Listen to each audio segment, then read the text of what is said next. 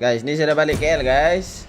So, kau lah sakit badan ke kat Baling? Kan tak ada meja gaming dok. Aku letak laptop aku atas ni, atas rak tau. Baca robot. komen bawah langit.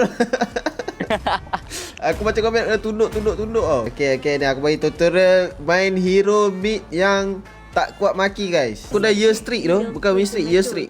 Ya street, apa tu? Setiap tahun aku tak pernah miss. Aku pun sama.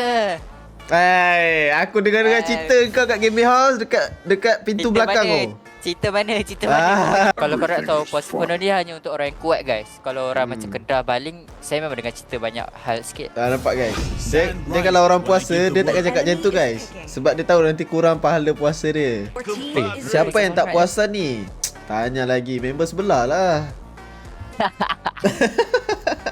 Sebelah mana? Sebelah ni aku Cypher, kau Putrajaya sebelah. Untuk mid laner selamat berpuasa penuh. Kalau jungle lantak dia.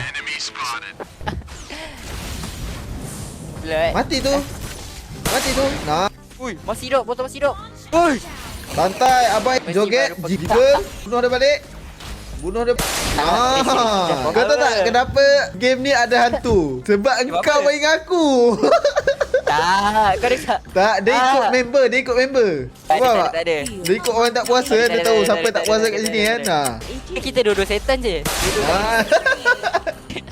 Dua-dua je setan. Allah. Aku risau.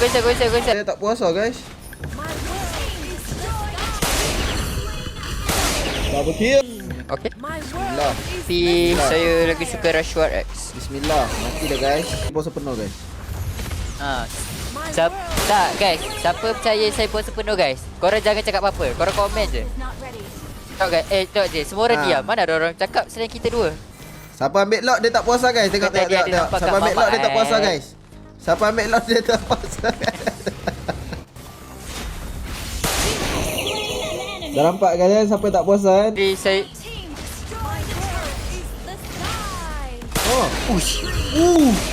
serius lah coklat. Kau kena curang lepas 4 tahun relay. Kalau aku jadi kau coklat. Aku dah tak ada mood dah. Aku dah jadi bukan coklat dah. Guys, komen stay strong coklat.